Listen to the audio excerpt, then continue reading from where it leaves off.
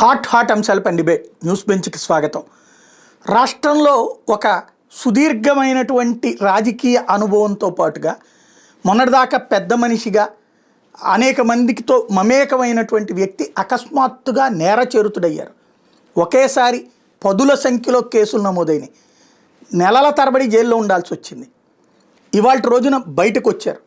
అసలు గత అనుభవం ఈ అనుభవం చూసినప్పుడు ఆ నాయకుడు ఫేస్ చేసినటువంటి సిచ్యుయేషన్ ఏంటి, తన మీద పెట్టబడినటువంటి కేసులు ఎలాంటివి, ఆ కేసులు వెనక ఉన్న వాస్తవాలు ఏంటి, ప్రజలకు తెలియాల్సినటువంటి ఒక కోణం. ఎందుకంటే ఇప్పుడు మీడియా అంతా వన్ సైడెడ్గా ఉండి ఒక వెర్షనే వెలుగులోకి తెస్తున్నప్పుడు రెండవ వెర్షన్ చెప్పినా వినే తీరిక లేనప్పుడు ఆ రెండో వెర్షన్ కూడా తటస్థులతో పాటుగా అందరూ తెలుసుకోవాల్సిన అంశం. కాబట్టి ప్రస్తుతం అలాంటి వ్యక్తి బాధితుడనాలా నిందితుడనాలా ప్రజలే నిర్ణయించుకోవాల్సినటువంటిది. కాకాని గోవర్ధన్ రెడ్డి మాజీ మంత్రి ప్రస్తుతం మనతో పాటు లైవ్లో జాయిన్ అవుతున్నారు. నమస్తే అండి. ఈవేళ మీరు మీ మీద పెట్టబడినటువంటి కేసులు ఇవన్నీ నెక్స్ట్ మాట్లాడుకుందాం. ముందు మిమ్మల్ని ఎలా ట్రీట్ చేశారు అరెస్ట్ చేసేటప్పుడు కానీ జైల్లో? స్పెషల్ కేటగిరీ స్టేటస్ ఇవ్వడం జరిగింది. మొదటి రోజే మ్యాజిస్ట్రేట్ గారు ఉత్తర్వులు జారీ చేశారు కాబట్టి ప్రత్యేకంగానే ట్రీట్ చేయడం జరిగింది. కాబట్టి జైల్లో కానీ అక్కడ ఎటువంటి ఇబ్బందులు లేకుండానే గడిచిపోయింది. అంటే సాధారణ ఖైదీలు కాకుండా స్పెషల్ కేటగిరీ స్టేటస్ ఏదైతే ఉందో, అంటే అన్డ్యూ ఫేవర్స్ కానీ అన్డ్యూ అడ్వాంటేజెస్ తీసుకోలేదు, అన్డ్యూ ఫేవర్స్ వాళ్ళు ఏమి చూపించలేదు. కానీ ఉన్నటువంటి నిబంధనలు జైలు మాన్యువల్ ప్రకారం స్పెషల్ కేటగిరీ స్టేటస్ కింద ఏమైతే ఉన్నాయో వాటన్నిటిని కూడా ఇవ్వడం జరిగింది. దాని ప్రకారమే నేను దాదాపుగా 86 రోజులు కూడా గడపడం జరిగింది. మీది అకస్మాత్తుగా మీ హెయిర్ స్టైల్ బాగా పాపులర్ అయింది. రంగు వేసుకోలేదు, రంగు వేసుకున్నారు అని చెప్పేసి సోమిరెడ్డి గారు మాట్లాడినటువంటి మాట ఏంటి? అసలు రంగు ఏమన్నా వేసుకునేవాళ్ళ మీరు? అంటే ఏదో ఒకటి అంటే కల్పించాలి అనేటువంటి ఆలోచనతోనో లక్ష్యంతోనో చేసేటువంటివి తప్ప, నేను దాదాపుగా ఉన్నటువంటి రోజుల్లో ఇటు జైల్లో కొద్ది రోజులు ఉన్నాను, పోలీస్ కస్టడీలో కొద్ది రోజులు ఉన్నాను. ప్రతి కేసుకి 2 రోజులు 3 రోజుల్లో పోలీస్ కస్టడీ వేసేటువంటి వాళ్ళు 8 కేసులు పెట్టారు. కాబట్టి వాటిల్లో పోలీస్ కస్టడీ వెళ్ళినప్పుడు ఎప్పుడన్నా తల పెరిగినప్పుడు కటింగ్ చేయించుకున్నా కూడా దానికి సంబంధించినటువంటి దాంట్లో అంటే మనిషి అనేటువంటి వాడు కళావిహీనంగా అందవిహీనంగా కనపడాలా, ఏదో జరిగిపోయిందనే బాధలో ఉండాలా, మనిషి ఆ కళ ఉండకూడదు అనేటువంటి ఆలోచనతో చేసినటువంటివి తప్ప వాటిని అటు అధికారులు పెద్దగా పట్టించుకోలేదు, నేను పెద్దగా పట్టించుకోలేదు. ఓకే, అంటే వల్లభనేని వంశీ అకస్మాత్ గ్లామర్ బాయ్ కాస్త వైట్ హెయిర్ తో కనిపించాడు కాబట్టి దాన్ని మనసులో పెట్టుకుని మిగతా వాళ్ళందరూ కూడా అదే విధంగా ఉంటే అబ్బాయి వీళ్ళు దెబ్బతినిపోయారు, మానసికంగాను బలహీన పడిపోయారు, చూసారా ఎట్లయిపోయారో, చూసారా మేము ఏ విధంగా వీళ్ళని ఇబ్బంది పెట్టాము అనేటువంటి ఒక రాక్షస ఆనందం పొందడానికి చేసినటువంటి ప్రయత్నంలో అధికారుల మీద ఒత్తిడి తేవడానికి చేసినటువంటి ప్రయత్నం తప్ప మరి ఏమీ కాదనేటువంటిది దీంట్లో స్పష్టత.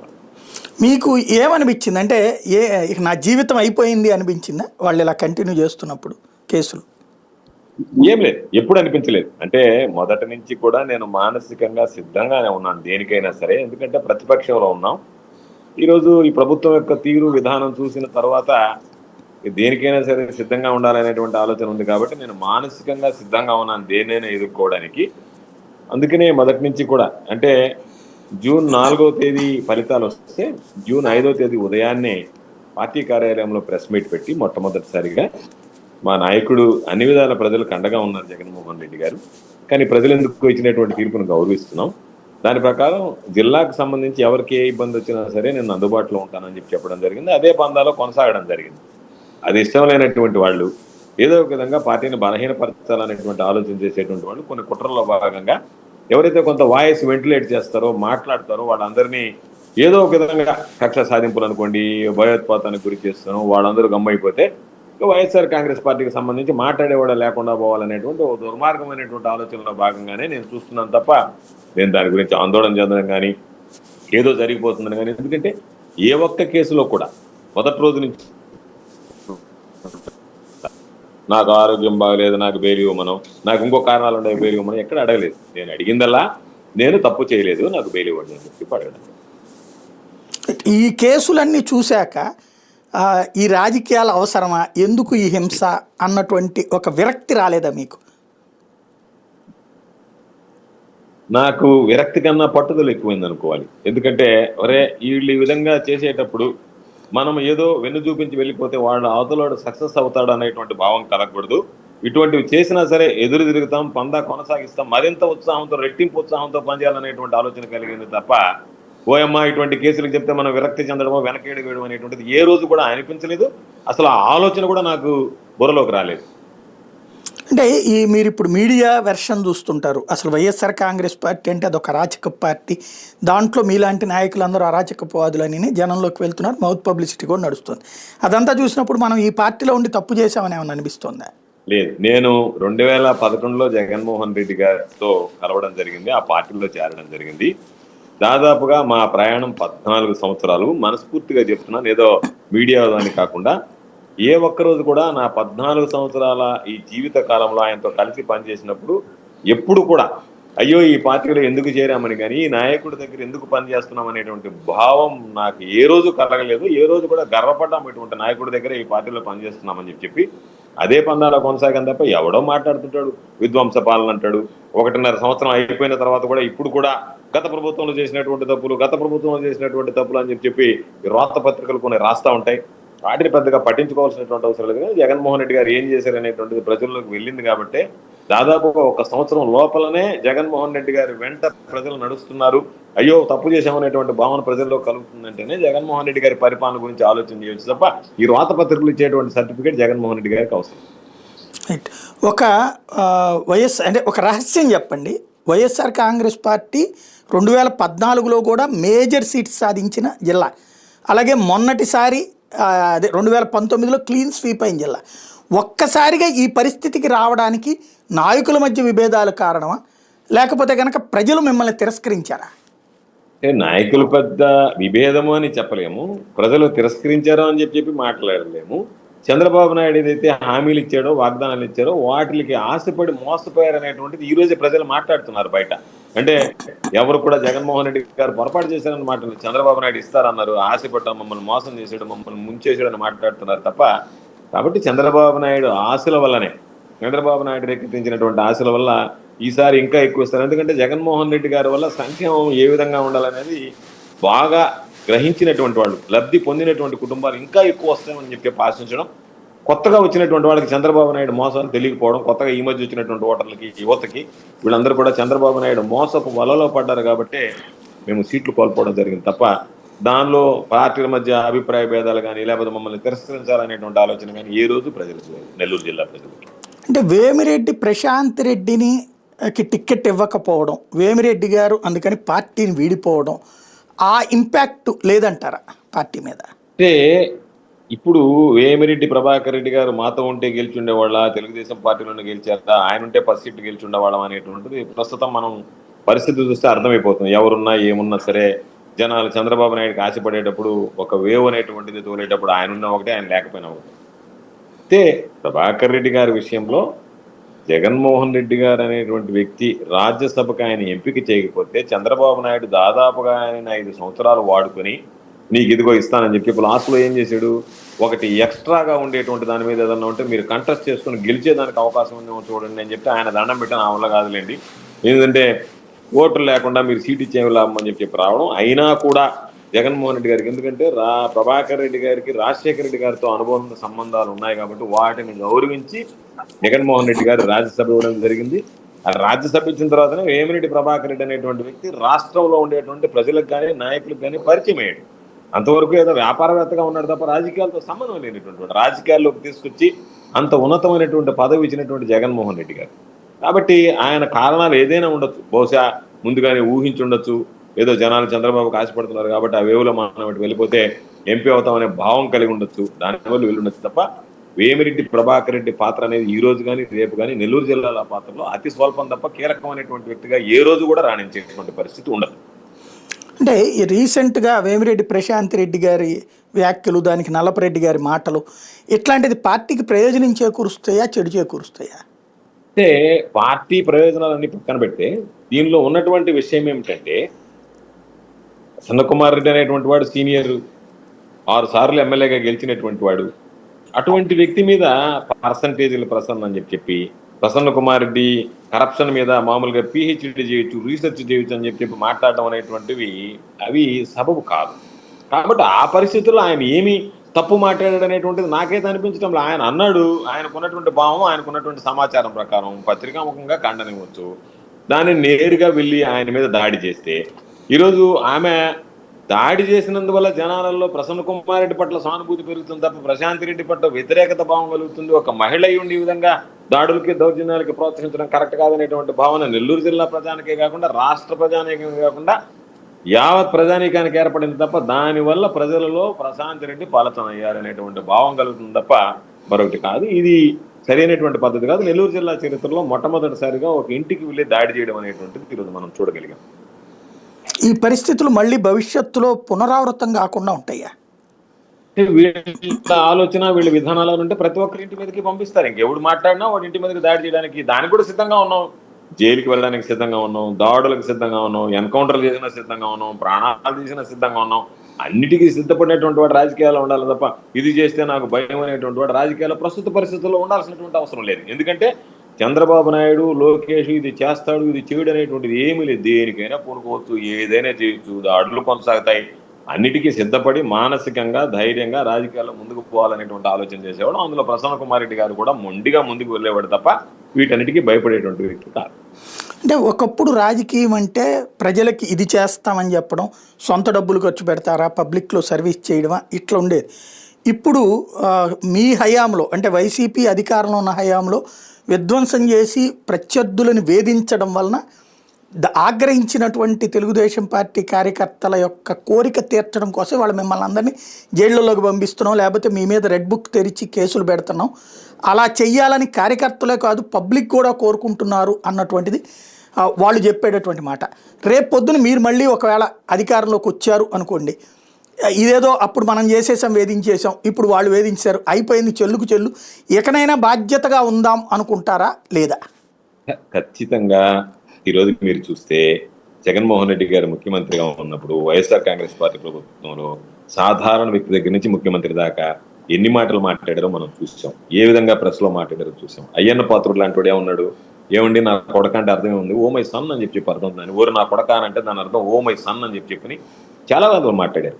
వాళ్ళ మీద కేసులు పెట్టలేదు, వాళ్ళ మీద ఏదో మామూలుగా ప్రతి ఒక్కరి మీద కక్ష సాధింపులు అనేటువంటివి పెద్దగా ఆ రోజు మామూలుగా పాల్పడలేదు. ఏదన్నా వాళ్ళకున్నటువంటి ఏదన్నా నేరం చేసినటువంటి నేపథ్యం ఉంటే తప్ప. అంటే ఈరోజు ప్రత్యేకించి సోషల్ మీడియాలో ఒకటి మాట్లాడినా లేదా పేపర్లో పత్రికలో ఒక ప్రకటన చేసినా చంద్రబాబు నాయుడు ప్రజలందరికీ మోసం చేశాడు కాబట్టి గాడిద మీద ఊరేగించమంటే నా మీద కేసు పెట్టారు. క్యాష్ కొట్టు, షాప్ కొట్టు అంటూ ఒక కేసు కట్టారు. ఇది బెల్ట్ షాపుల విషయం కాబట్టి ప్రతి దాని మీద కేసులు కట్టారు. ఎప్పుడన్నా జగన్మోహన్ రెడ్డి గారి పరిపాలనలో సోషల్ మీడియాలో ముఖ్యమంత్రితో సహా ఎవరి మీదైనా వ్యాఖ్యలు చేస్తే ఎప్పుడన్నా కేసులు కట్టినటువంటి సందర్భాలు ఉన్నాయా? కాబట్టి ఆ రోజు కానీ ఈ రోజు కానీ రేపు కానీ ఒక నిజాయితీతో నిబద్ధతతో పనిచేసేటువంటి పార్టీ వైఎస్ఆర్ కాంగ్రెస్ పార్టీ. ఎవడన్నా నిజంగా తప్పు చేశాడు, కార్యకర్తలు వేధించాడు, వాటి మీద విచారణ జరగాల్సిందే. ఎందుకంటే ఆ వేధింపులకు గురైనటువంటి కార్యకర్తకు న్యాయం జరగాల్సిందే. అది కక్ష సాధింపుగా చూడలేము.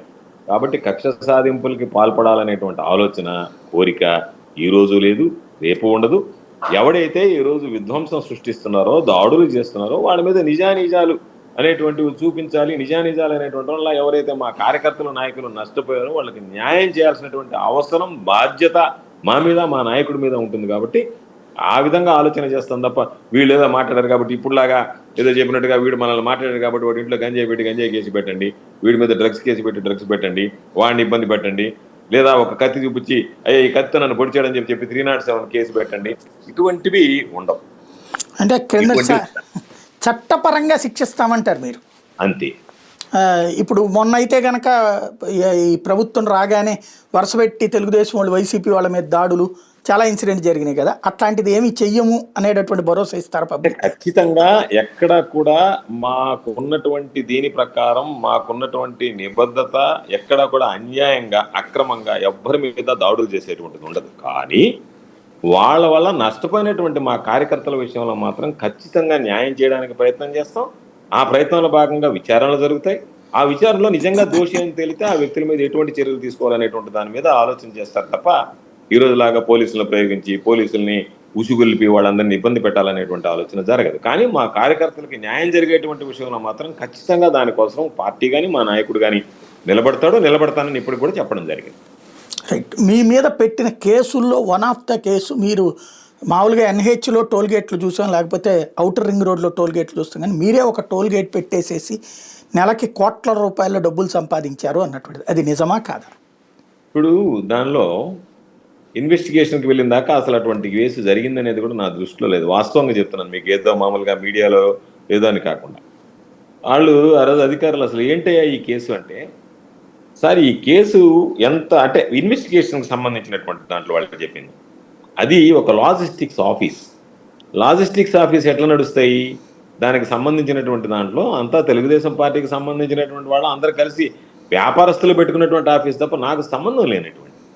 అందుకని ఆ లాజిస్టిక్ ఆఫీస్లో ఎవరైతే లాజిస్టిక్స్ నడుపుతారో వాళ్ళకి సంబంధించినటువంటి పేమెంట్స్ అన్ని ఆ ఆఫీస్ ద్వారా చెల్లింపులు చేసుకుంటారు. చెల్లింపులు చేసిన ఆ ఆఫీస్లో ఏమి మిగలకపోయినా పాపం వాళ్ళు నష్టపడ్డట్టుగా ఇన్కమ్ ట్యాక్స్ రిటర్న్స్ చేసిన లాజిస్టిక్స్ కంపెనీ దీంట్లో రోత పత్రిక ఈనాడులో 44 కోట్ల రూపాయలు అన్నారు. నేను మరలా చెప్తున్నా, ఈ రోజు చెప్తున్నా, రేపు చెప్తున్నా, ట్రయల్ జరుగుతుంది, దీని మీద విచారణ జరుగుతుంది. ఏ రోజు విచారణ జరిగినా ఆ రోజు విచారణకు సిద్ధంగా ఉన్నాం. ఎక్కడా కూడా నేను కాదు కదా, మాకు సంబంధించినటువంటి వాళ్ళు కూడా దానివల్ల నష్టపోయి అక్కడ స్థానికంగా జరిగినటువంటి విషయం ఏమిటి అంటే, ఎవరైతే గ్రానైట్ లారీలు ఒంగోలు నుంచి బయట నుంచి తీసుకొస్తారో వాళ్ళు అక్కడ పోర్ట్లో అన్లోడ్ చేసిన తర్వాత తిరిగి వెళ్ళేటప్పుడు ఆ బాడుగా సగం బాడుకైనా సరే వాళ్ళు తీసుకువెళ్ళడానికి సిద్ధపడ్డప్పుడు స్థానికంగా ఉండేటువంటి వాళ్ళు మేము నష్టపోతున్నాం, ఇక్కడ వాళ్ళు బయట నుంచి వచ్చి వెనక్కి వెళ్ళడానికి సగం రేటుకి తీసుకెళ్తున్నారు కాబట్టి న్యాయబద్ధమైనటువంటి రేట్లు ఇస్తే బాగుంటుందని చెప్పి ఒక యూనియన్ పెట్టుకున్నారు. ఆ యూనియన్లో మా వాళ్ళు ఉన్నారు, తెలుగుదేశం వాళ్ళు ఉన్నారు.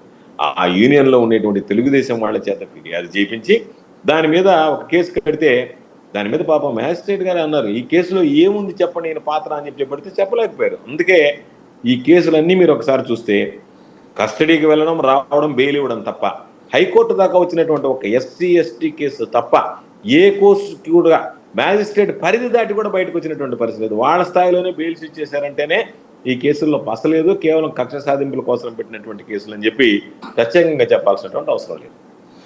ఈ మైనింగ్కి సంబంధించిన దాంట్లోనే అసలు ఏది కేటాయించని చోట్ల మైనింగ్ చేశారు, చివరికి అది అడ్డుకుంటే మీరు ఎస్సీ ఎస్టీలను తిట్టారు, బెదిరించారు, దౌర్జన్యం చేశారని ఇంకొక కేసు ఉంది కదా, అదేంటది?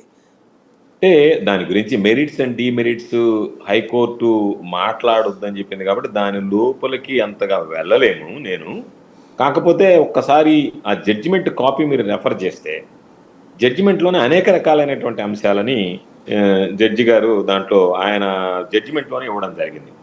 కాబట్టి కేవలం ఒక్కొక్కటి ఏదో ఒక విధంగా నా మీద పెట్టాలా కేసులు అనేటువంటి దానిలో భాగంగా రోజుకొక కేసు జోడించాలి, రోజుకొక సెక్షన్ జోడించాలి అని చెప్పి ఎస్సీ ఎస్టీ సెక్షన్ జోడించి నా మీద కేసు పెట్టడం తప్ప మరొకటి లేదు. కాబట్టి ఆ హైకోర్టు నిబంధన ఉంది కాబట్టి దాని మీద పూర్తిగా నేను మాట్లాడలేను, ఎందుకంటే నిషిద్ధం ఉంది, షరత్ ఉంది. కాబట్టి దాన్ని ఒక్కసారి మీరు జడ్జిమెంటే చూస్తే ఆ జడ్జిమెంట్లోనే అన్ని విషయాలు కూడా మీకే అర్థమవుతాయి, ఇది వాస్తవాలు ఏందనేది కూడా అర్థమవుతుంది. రైట్. ఇంకేం కేసులు పెట్టారు? ప్రధానమైనటువంటి కేసులు నా మీద పెట్టినటువంటి కేసులు మొత్తం 14 కేసులు, ఒక 6 ఏమో సోషల్ మీడియాకి సంబంధించినటువంటి కేసులు. మిగతా కేసుల్లో సాధారణంగా మనం ఈ ఎవరినైనా మామూలుగా వేసినప్పుడు చాలా మందిని రకరకాలుగా, ఇప్పుడు జగన్మోహన్ రెడ్డి గారిని రకరకాల వేషాలతో చూపిస్తారు. వేషాలతో చూపిస్తే చంద్రబాబు నాయుడిని, జగన్మోహన్ రెడ్డిని మీరు ఫోటోలు మార్ఫింగ్ చేశారని చెప్పి గుంటూరు సిఐడిలో ఒక కేసు పెట్టారు నా మీద. అదేవిధంగా ఎస్సీ ఎస్టీ కేసు. అంటే ఇక్కడ ఏంటంటే అక్రమ మైనింగ్ అనేటువంటి దాని మీద పెనాల్టీ ఉంటుంది తప్ప క్రిమినల్ యాక్షన్ ఉండదు. అందుకని దానికి క్రిమినల్ యాక్షన్ జోడించడానికి కోసం ఎస్సీ ఎస్టీ యాడ్ చేశారు. అదేవిధంగా రెండవ విషయానికి వస్తే గుంటూరులో ఒక సిఐడి కేసు పెట్టారు దీని మీద మార్పింగ్ అని చెప్పి. ఇంకో కేసు ఏంటంటే ఎన్నికలప్పుడు నేను ప్రచారానికి వెళ్ళి ఆ ప్రచారానికి వెళ్ళినప్పుడు మీ అందరికీ మద్యం పంచుతాము, ఓట్లు వేయమని నేను చెప్పినట్టు అక్కడ ఉన్నటువంటి ఒక వ్యక్తి సార్ మద్యానికి ఓట్లు వేయడం ఏంటి అని ఆయన ప్రశ్నించినట్టు, వీడి మీద దాడి చేయండి అంటే వాడి మీద దాడి చేసినట్టు ఒక కేసు పెట్టారు. చూస్తే ఆ కేసు రిజిస్టర్ అయింది వాస్తవంగా మద్యం ఉంది అని చెప్పి రిజిస్టర్ అయినటువంటిది ఎలక్షన్ కమిషన్ ఉన్నప్పుడు. ఛార్జ్ షీట్ వేసింది కూటమి ప్రభుత్వం ఏర్పడిన తర్వాత వాళ్ళు తీసుకొచ్చినటువంటి అధికారులు ఛార్జ్ షీట్ వేశారు. ఛార్జ్ షీట్ వేసిన తర్వాత 1 సంవత్సర కాలానికి దాన్ని రీఎన్క్వైరీ చేయాలని చెప్పి రీఓపెన్ చేసి నేను నాతో పాటు మిగిలినటువంటి వ్యక్తులను చాలా మంది మాకు సంబంధించినటువంటి నాయకులు నియోజకవర్గంలో ముద్దాయిలుగా పెట్టడం జరిగింది. 2 కేసులు పెట్టారు ఎక్సైజ్లకు సంబంధించి. వాళ్ళందరికీ కూడా అసలు యాంటిసిపేటరీ బెయిలే ఇచ్చింది. ఇది అన్యాయం అని చెప్పింది. ఇది బలవంతుడి మీద ప్రయోగించినటువంటి ఆయుధం అని చెప్పి జడ్జిమెంట్లో మ్యాజిస్ట్రేట్ జిల్లా జడ్జి గారు రాశారు. ఇది ఒక సాధారణమైనటువంటి వ్యక్తి మీద ఈ ప్రభుత్వం ఉపయోగిస్తున్నటువంటి ఆయుధం అని చెప్పి ఈ కేసు అని చెప్పి జడ్జిమెంట్ ఇచ్చారు. కాబట్టి అవి 2 కేసులు పెట్టారు వాటి మీద. ఆ తర్వాత మీరు చెప్పినట్టుగా టోల్ గేట్, ఇంకొకటి ఒక చెరువు దగ్గర దాని మీద గ్రావెల్ ఎత్తినటువంటి దాని మీద డ్యామేజ్ ఆఫ్ పబ్లిక్ ప్రాపర్టీ అని చెప్పి బాంబులు పెట్టి పేల్చి గ్రానైట్ మన గ్రావెల్ ఎత్తారని చెప్పి ఒక కేసు పెట్టారు. ఊరిగారు గ్రావెల్ తవ్వుతారు తప్ప బాంబులు పెట్టి పేల్చినటువంటిది నేను ఎక్కడ వినలే. అదొక కేసు పెట్టారు. కాబట్టి రకరకాలుగా దాదాపుగా 7 పీటీ వారెంట్లు వేశారు. ఎస్సీ ఎస్టీ కేసు 8 కేసులు పెట్టారు. 7 పీటీ వారెంట్లకు సంబంధించి జిల్లా మ్యాజిస్ట్రేట్ పరిధి దాటకుండానే అన్నిటిలో కూడా బెయిల్స్ వచ్చేసి ఈ ఒక్క కేసు రావడం ఆలస్యమైంది. కాబట్టి నేను ఈ కేసులో ఒక ప్రణాళిక అంటే ఈ రోజు హైకోర్టులో హీరింగ్ అవుతుంది అంటే ఒకవేళ ఏదన్నా ఈ రోజు బెయిల్ వస్తుందేమో కాబట్టి అంతకు ముందు రోజు ఒక పీటీ వారెంట్ వేసేస్తారు. వేసి ఆ బెయిల్ వచ్చే రోజుకి మళ్ళీ దీని మీద రిమాండ్ తీసుకుంటారు. మళ్ళీ దీని మీద కస్టడీ, దీని మీద మళ్ళీ మాకు సహకరించలేదు కాబట్టి రెండోసారి కస్టడీకి ఇవ్వండి అని చెప్పి ఏదో ఒక విధంగా ఇబ్బంది పెట్టాలనేటువంటి ఆలోచనతో ఒకసారి జైలుకి వెళ్ళిన తర్వాత మానసికంగా సిద్ధపడిన తర్వాత నేను మా నాయకుడు కూడా చెప్పాను, మీరు రావాల్సినటువంటి అవసరం లేదు సార్, ఆరోగ్యంగా ఉన్నాం, ధైర్యంగా ఉన్నాం, ఏదైనా ఎదుర్కోవడానికి సిద్ధంగా ఉన్నాం, కాబట్టి మేము వాటి గురించి భయపడేటువంటి పరిస్థితి ఉందనుకున్నాం. కాబట్టి 2 నెలలున్నా 3 నెలలున్నా వీళ్ళు మహా అంటే ఈ 3 నెలల కాలంలో చంద్రబాబు నాయుడు ప్రభుత్వాన్ని మేము ప్రశ్నించేటువంటి విధానాలకు కాస్త దూరం పెట్టి ఉండొచ్చు, నియోజకవర్గ ప్రజలకి జిల్లా ప్రజలకు కాస్త దూరం అయి ఉండొచ్చు తప్ప అంతకు మించి ఎక్కడా కూడా మా మనోధైర్యం కానీ మరొకటి కానీ ఎక్కడ కూడా జరిగినటువంటి పరిస్థితులు లేవు. జైల్లో దాదాపుగా 300 మంది ఈ మధ్య కాలంలో వచ్చిన వాళ్ళందరూ కూడా ట్రయల్ ఖైదీలందరూ 100కి 70 మంది వైసీపీ వాళ్ళే ఉన్నారంటున్నారు. ఎంతవరకు వాస్తవం? 100కి ఒక్క గంజాయి కేసులు మినహాయిస్తే మిగతా వాళ్ళు 100% వైసీపీ వాళ్ళే. ఒక్క గంజాయికి సంబంధించినటువంటి వాళ్ళు యాక్సిడెంట్ కేసులు అటువంటివి ఏదన్నా వదిలేస్తే మిగిలిన కేసుల్లో 100% వైఎస్ఆర్ కాంగ్రెస్ పార్టీకి సంబంధించినటువంటి వాళ్ళు, 70% కాదు 100% వైఎస్ఆర్ కాంగ్రెస్ పార్టీ వాళ్ళే. తెలుగుదేశం వాళ్ళు ఏది చేసినా, వాళ్ళు చివరికి హత్య చేసినా, ఏది చేసినా, వాళ్ళ మీద కేసు కట్టించినా వాళ్ళు తిరిగి యాంటిసిపేటరీ బెయిల్ తెచ్చుకున్నంత వరకు జైలుకి పంపించారు వాళ్ళని. వాళ్ళు ఎక్కడో దగ్గర ఉంటారు జాగ్రత్తగానే, పోలీసు వెతకదు. ఇప్పుడు నా కేసులోనే 1, 2, 3, 4, 5 వేసుకుంటే ఎక్కడైతే వాళ్ళకి సంబంధించినటువంటి వ్యక్తులు ఉన్నారో వాళ్ళని టచ్ కూడా చేయలేదు. ఆ కేసులో లేనటువంటి వ్యక్తులందరినీ రిమాండ్ చేశారు. కాబట్టి ఎవరైతే ఆ పార్టీకి సంబంధించి ఘోరాలు చేసినా, నేరాలు చేసినా వాళ్ళందరినీ మాత్రం మేము ప్రొటెక్ట్ చేస్తాం, మీరు చేయకపోయినా మీ మీద అక్రమ కేసులు పెడతాం అనేటువంటిది ఈరోజు అలవాటు అయిపోయింది. మరి వాళ్ళందరూ డిమోరలైజ్ అవ్వలేదా ఆ కార్యకర్తలు? మనం ఎందుకు అనవసరంగా నాకు తెలిసినంత వరకు నేను అనిపించింది, నేను కూడా చాలా మందితో మాట్లాడా, వాళ్ళు ఏముంది ఇంతకన్నా మమ్మల్ని చేసేది జైలుకి పంపించారు అంతే కదా అని. మిగతా వాళ్ళు కూడా ఏం చెప్తారంటే ఏమవుతురా పోతే జైలుకి పోయి వస్తాం అంతే కదా అనేటువంటి భావం ఏర్పడుతుంది. జైలు అన్నా వాటికి ఉన్నటువంటి అది ఏదైతే ఉందో బ్రిటిష్ టైం నుంచి వచ్చినటువంటి వాటిని ఈరోజు వీళ్ళు చేసేటువంటి పనులు అవహేళన చేసేటువంటి విధంగా ఇది శిక్ష కాదు కక్ష అన్నట్టుగా తయారైపోయింది. కాబట్టి పెద్దగా ఎవరు కూడా జైలు అంటే భయపడము, దాని గురించి ఒక నాయకుడు అనేటువంటి వాడు జైలుకి వెళ్తున్నాం, సాధారణ కార్యకర్త ఏమి ఊహించుకుంటాడు, ఆయనకు బాగా మనకు ఒక లెక్క అని అనుకుంటాడు. కాబట్టి అదే పరిస్థితి కనిపిస్తుంది తప్ప ఇది మరొక పరిస్థితి కాదు. నేను అనుకోవడం బ్రిటిష్ టైము ఎమర్జెన్సీ వీటినన్నింటినీ తలపించేటువంటి విధంగా ఉన్నాయి. కాబట్టి అందరూ కూడా నాయకుడు అనేటువంటి వాడు ఎక్కడా కూడా ధైర్యంగా ఉన్నాడు, భయపడలేదు. వాస్తవం ఏంటంటే చాలా మంది పాపం నాకు ధైర్యం చెప్పారు, సార్ మీరు ధైర్యంగా ఉండండి, మీరు ధైర్యంగా ఉంటే మేము అందరం ధైర్యంగా ఉన్నట్టు లెక్క అని చెప్పి. కాబట్టి అందరూ ధైర్యంగా ఉన్నారు, మానసికంగా ఎక్కడ కూడా ఆత్మవిశ్వాసం దెబ్బతినకుండా ఉన్నారు. కాబట్టి అటువంటి పరిస్థితులు ఎక్కడ లేవు. ఈరోజు అందరూ ధైర్యంగానే ఉన్నారు. జైలు అంటే భయపడటము, దాని గురించి ఆలోచన చేసేటువంటి విధానంలో లేరు అని నాకు అనిపించింది. సాధారణంగా ఒకప్పుడు మీరు మీ స్టేటస్ పరంగా చూస్తే కారులో మీరు ముందు కూర్చుంటారు, మీ సెక్యూరిటీలు అంతా వెనక కూర్చుంటారు, మీ ముందు వెనకాల వెహికల్స్ హడావిడి ఉంటుంది. ఇక్కడ వచ్చేటప్పటికి మీకు అటు ఇటు ఒక కానిస్టేబుల్ నుంచి మధ్యలో తీసుకుని వెళ్తారు. పలుసార్లు మిమ్మల్ని పొద్దున్నుంచి సాయంత్రం దాకా, రాత్రి దాకా కూడా 8 గంటలు 9 గంటల పాటు విచారించారు వాళ్ళు. అలాంటి సందర్భంలో మీ పరిస్థితి ఎట్లా ఉండేది మానసికంగా? ఏముండేది కాదు. ఆ రోజు ముందు కూర్చొని వెళ్ళాము, తర్వాత ఇప్పుడు వెనక కూర్చొని వెళ్ళాము అంతే తేడా. ఆ రోజు ముందు సీట్లో కూర్చొని వెళ్ళాము, ఈరోజు వెనక సీట్లో కూర్చొని వెళ్ళాము. కాబట్టి రాజకీయాల్లో ఆ రోజు అధికారంలో ఉన్నాము, ఈరోజు ప్రతిపక్షంలో ఉన్నాము. కాబట్టి ఆ రోజు నా ముందు అధికారులు కూర్చునేవాళ్ళు, ఈరోజు అధికారుల ముందు నేను కూర్చున్నాను. కాబట్టి ఈ చీకటి వెలుతురు అనేటువంటివి ఉదయం పగలు చూస్తాము, రాత్రులు చీకటి చూస్తాము. ఎల్లప్పుడూ పగలు ఉండదు, ఎల్లప్పుడూ చీకటి ఉండదు. కాబట్టి మనిషి జీవితంలో జరిగేటువంటి ప్రకృతిలో వచ్చేటువంటి ఈ మార్పులు ఏదైతే ఉన్నాయో ఆ మార్పుల్లో భాగంగా చూడటమే తప్ప ప్రత్యేకించి వీళ్ళు నేను కూర్చున్నాను అనేటువంటిది కానీ, మానసికంగా కుంగిపోవడం కానీ అయ్యో ఈ విధంగా జరిగింది. ఈ రోజు మన ముందు ఉన్నటువంటిది ఇది మన బాధ్యత. మనం అధికారుల ముందు వెళ్ళాలి, న్యాయస్థానం ఇచ్చినటువంటివి ఆ విధంగా ఆలోచన చేశాను తప్ప ఆ రోజు నేను ముందు కూర్చున్నాను, ఈ రోజు వెనక కూర్చున్నాను, ఈ రోజు వాళ్ళ ముందు కూర్చున్నాను, ఎక్కడా అటువంటి ఆలోచన చేయలేదు. అటువంటి దాని గురించి అసలు మనసులో కూడా రానివ్వలేదు. మనసులో కూడా వాటికి ఎక్కడ కూడా చోటు కూడా రానివ్వలేదు. పోలీస్ సిబ్బంది మీతో దురుసుగా ప్రవర్తించలేదా ప్రశ్నించేటప్పుడు? ఎక్కడా కూడా ఎప్పుడు కూడా పోలీసు సిబ్బంది దురుసుగా ప్రవర్తించేటువంటి పరిస్థితి లేదు. అటువంటి అవకాశం కూడా లేదు. కారణం ఏమిటంటే వాళ్ళకే అక్కడ చదివి ఏమి ప్రశ్న అడగాలో కూడా తెలియనటువంటి పరిస్థితి.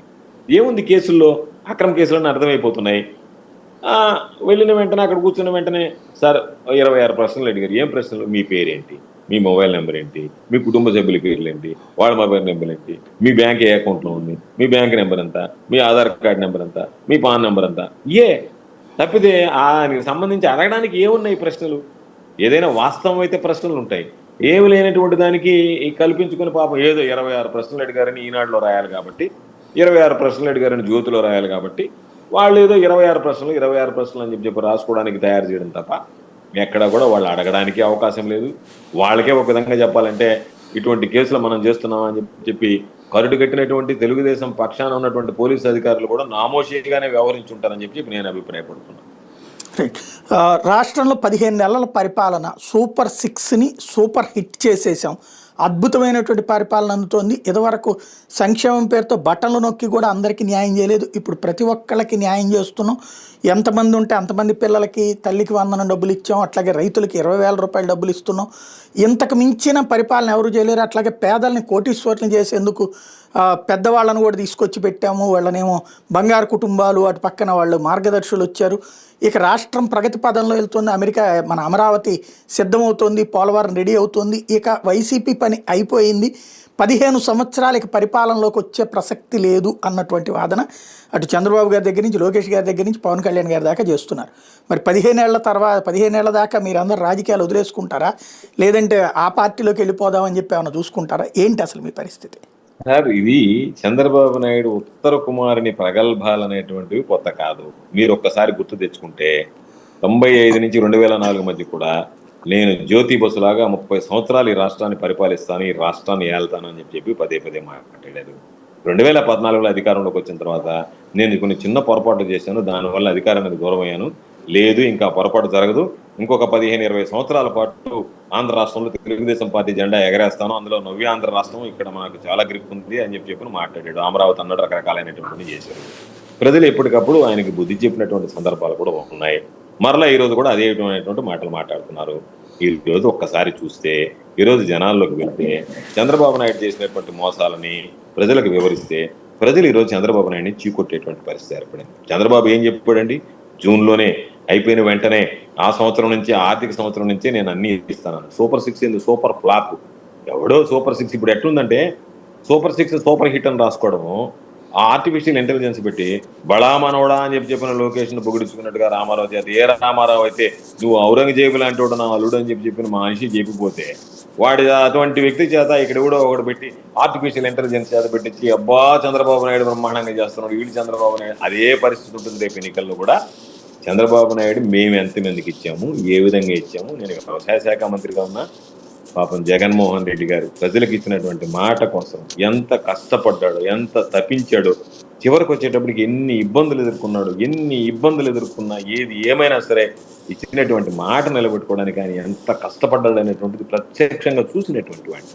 కాబట్టి ఈరోజు వీళ్ళు ఎంతసేపటికి దోచుకోవడానికి అమరావతి ఒకటి బంగారు బాతులాగా దొరికింది, తరతరాలు కూడబెట్టుకోవడానికి మరలా ఈ బనకచెర్ల అని చెప్పి దాని మీద ఏదైనా టెండర్లు కొట్టేయడానికి తప్ప చంద్రబాబు నాయుడికి రాష్ట్ర ప్రజల మీద ఆసక్తి లేదు, రాష్ట్ర పరిపాలన మీద శ్రద్ధ లేదు. చంద్రబాబు నాయుడు ఆలోచన అంతా ఇప్పటికే దాదాపుగా ఒక 100 తరాలకు సరిపడా కూడా దోచుకున్నాడు. కాబట్టి రాబోయే రోజుల్లో కూడా మా మామూలుగా కృష్ణదేవరాయలు లాగా చంద్రబాబు నాయుడు అవినీతి పరుగన మమ్మల్ని అందరూ దోచిపెట్టాడని చెప్పి తరతరాల సంపద కోసం, తరిగిపోయినటువంటి సంపద కోసం పాటుపడుతున్నాడు తప్ప ప్రజల గురించి ఆలోచన లేదు. P4 అంటే అంత ముందు చూసాం, జన్మభూమనో లేకపోతే ఇంకుడు గుంతలనో ఏదో ఒక పేరు పెట్టుకొని తిరగడం అలవాటు. కాబట్టి ఇప్పుడు జనాలలోకి లేని ఉన్నట్టుగా క్రియేట్ చేయడానికి కొన్ని పేపర్లు పెట్టుకొని P4 పెట్టుకొని మనం చూసాం కదా.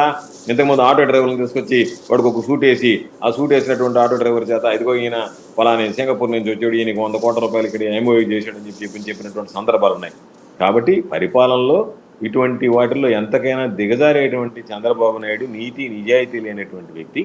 ఆ వ్యక్తి చేసేటువంటి మాటలకు ఎక్కడ ప్రజలు విశ్వసించేటువంటి పరిస్థితి లేరు. ఈరోజు జగన్మోహన్ రెడ్డి గారి వెంట ప్రజలు కదిలి వస్తున్నారంటేనే చంద్రబాబు నాయుడు పని అయిపోయింది. అది చంద్రబాబు నాయుడు ఆత్మకు తెలుసు, అంతరంగానికి తెలుసు. అయినా చంద్రబాబు నాయుడు బేకరాల బలకతా ఏదో ఒక విధంగా ఉన్నటువంటి క్యాడర్ కూడా చేయిదారిపోద్దేమో, ఉన్నటువంటి వాళ్ళు కూడా వెళ్ళిపోతారేమో అని చెప్పి రోజు రోజుకి ఇంకో 15 ఏళ్ళు, 20 ఏళ్ళు, 25 ఏళ్ళు, మన ఎవరో కానీ 30 ఏళ్ళు అని చెప్పాడు. కాబట్టి అట్లా పెంచుకుంటూ పోవడం తప్ప చంద్రబాబు నాయుడు పని అయిపోయింది. బహుశా నాకు తెలిసినంత వరకు చంద్రబాబు నాయుడు అనేటువంటి వాడికి ఇది ఆఖరి అవకాశం, ఇంక ముఖ్యమంత్రి అయ్యేటువంటి పరిస్థితి ఉంది. ఫైనల్గా ఒక్కటి చెప్పండి, వాలంటీర్ల ద్వారా మాకు పవర్ లేకుండా చేశారు, ఇవాళ అయితే కనుక తెలుగుదేశం కార్యకర్తలందరూ మంచి పొజిషన్లో ఉన్నారు అన్నటువంటి వైఎస్ఆర్ కాంగ్రెస్ పార్టీ కార్యకర్తలే మొన్నటిసారి తోడు నిలబడకపోవడం ఓట్లని మీకు దగ్గరని కాకుండా దూరం చేసింది. అట్లాగే నాయకుల మధ్యన అనైక్యత దూరం చేసింది. వీటికి పరిష్కారం ఉందా మీ దగ్గర? అంటే ఇప్పుడు మొదటి విషయం ఏంటంటే, ఈ రోజు వెళ్తే ప్రజల కన్నా ఎక్కువగా బాధపడేటువంటి వాళ్ళు తెలుగుదేశం పార్టీకి సంబంధించినటువంటి నాయకులు, కార్యకర్తలు మమ్మల్ని పట్టించుకోవడం లేదు పార్టీ అని చెప్పి బాహాటంగానే విమర్శిస్తున్నారు, బాహాటంగానే మాట్లాడుతున్నారు. అది వేరే విషయం.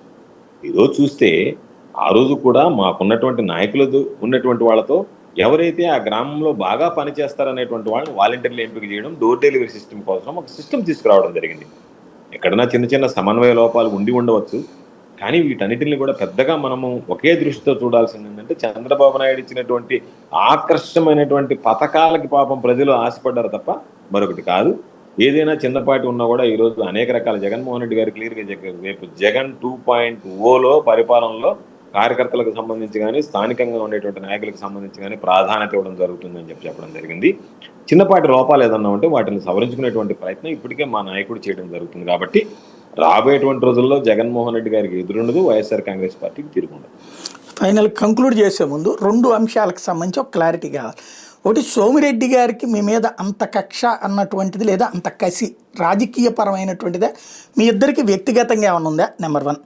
నెంబర్ 2 వచ్చేటప్పటికి గత 4-5 రోజుల నుంచి ఆ కిలేడి అని ఒక అమ్మాయి, అరుణ అనే అమ్మాయి గురించి వస్తుంది, ఆ శ్రీకాంత్ అనే అతని గురించి వస్తుంది. అతను వైసీపీ నాయకుడు, వైసీపీ నాయకులు అందరిళ్లలో తిరిగేవాడు, మీ అందరి తరపున దందాలు చేసేవాడు అని చెప్తున్నారు. ఆ అమ్మాయి చేతన మీరు వాడుకున్నారు అన్నటువంటి కోణంలో ఏంటి అసలు ఈ ఇద్దరి విషయంలో ఎవరిది కరెక్ట్, ఏది కరెక్ట్? అంటే సోమిరెడ్డి అనేటువంటి వాడు నన్ను ప్రత్యర్థిగా చూడకుండా విరోధిగా చూడడం ప్రారంభించాడు. కారణం ఏమిటంటే, 2006లో జరిగినటువంటి జిల్లా పరిషత్ ఎన్నికల్లో మొట్టమొదటిసారిగా రాజశేఖర రెడ్డి గారు ఉన్నప్పుడు ఆయన జడ్పీటీసీగా పోటీ చేశాడు, జిల్లా పరిషత్ చైర్మన్ కావాలని. ఆ రోజు నేను జడ్పీటీసీగా పోటీ చేశాను, జిల్లా పరిషత్ చైర్మన్ కావాలని. ఇద్దరం జడ్పీటీసీలు అయ్యాం. ఆ తర్వాత నాకు జిల్లా పరిషత్ చైర్మన్గా అవకాశం వచ్చింది, ఆయనకు అవకాశం కోల్పోయాడు. 15 సీట్లు మాత్రమే వచ్చాయి. 46 మండలాలకు 15 సీట్లు ఆయనకు వచ్చాయి, 31 సీట్లు కాంగ్రెస్ పార్టీకి వచ్చాయి, 15 సీట్లు తెలుగుదేశం. అది ఆయన మొదటి ఓటమిగా భావించాడు. రెండోసారి 2014 ఎన్నికలు వచ్చేటప్పటికి నేను వైఎస్ఆర్ కాంగ్రెస్ పార్టీ అభ్యర్థిగా నిలబడడంతో ఆ రోజు 2014లో ఓడిపోవడం జరిగింది. బహుశా నాకు తెలిసి నెల్లూరు జిల్లా చరిత్రలో సర్వేపల్లి నియోజకవర్గంలో ఏ అభ్యర్థి గెలుస్తాడో రాష్ట్రంలో అదే పార్టీ అధికారంలోకి వచ్చేటువంటిది. భారతదేశానికి స్వాతంత్రం వచ్చినప్పటి నుంచి మొట్టమొదటిసారిగా తెలుగుదేశం పార్టీ అధికారంలోకి వచ్చినా కూడా ఆ రోజు వైఎస్ఆర్ కాంగ్రెస్ పార్టీ మీద నేను గెలవడం జరిగింది. మరలా తిరిగి 2019 ఎన్నికల్లో విజయం సాధించడం జరిగింది. ఏదైతే ఈ వరుస విజయాలు నేను ఆయన మీద సాధించానో, ఆయన ప్రత్యర్థి అనేటువంటి భావాన్ని మర్చిపోయి విరోధిగా ప్రవర్తించడం, ఏదో ఒక విధంగా మాట్లాడడం, ఏదో ఒక విధంగా బురదలడం, ఏదో ఒక విధంగా మన కార్యకర్తలను ఇబ్బంది పడడం, రకరకాలైనటువంటి ఓడిపోయాడు, ఎమ్మెల్సీ అయ్యాడు, మంత్రి అయ్యాడు, కక్ష సాధింపులకు పాల్పడ్డాడు, ఇవన్నీ జరిగాయి. దానిలో భాగంగానే ఈరోజు ఏదో ఒక విధంగా నేను చివరిలో ఉన్నాను కాబట్టి ఏదో ఒక విధంగా జగన్మోహన్ రెడ్డి గారు ఈరోజు అధికారంలో లేడు కాబట్టి గోవర్ధన్ రెడ్డి మీద మనం ఏదో కక్ష సాధించి వెళ్ళిపోవాలనేటువంటి ఆలోచనతో ఈరోజు ఈ కేసులన్నింటినీ పురుకొల్పడం జరిగింది. కాబట్టి నేను ఏ రోజు కూడా వాస్తవానికి చెప్పాలంటే చంద్రమోహన్ రెడ్డిని ఒక నాయకుడిగా చూసినటువంటి సందర్భంలో చంద్రమోహన్ రెడ్డి క్యారెక్టర్ ఏందనేటువంటి సర్వేపల్లి ప్రజలకు కూడా తెలుసు. కాకపోతే వేవ్ ఆ విధంగా వచ్చింది కాబట్టి నేను ఓటమి పాల్గొవడం జరిగింది తప్ప, లేకపోతే జన్మలో చంద్రమోహన్ రెడ్డి 100 జన్మలు ఎత్తినా కూడా నన్ను ఓడించగలిగేవాడు కాదు. అది చంద్రమోహన్ రెడ్డికి సంబంధించినటువంటి. రెండోది, నేను స్పష్టంగా అడిగేది, ఈనాడు, ఆంధ్రజ్యోతి రకరకాలైనటువంటి పత్రికల్లో ఆమెని లేడీ డాన్ అని రాయడం జరిగింది. లేడీ డాన్ అనేటువంటి ఆమె ఈరోజు పెరోల్ ఇవ్వడం అనేటువంటిది, నెల రోజులు పెరోల్ ఆ వ్యక్తికి ఇవ్వడం అనేటువంటిది శ్రీకాంత్కి చిన్న విషయం కాదు.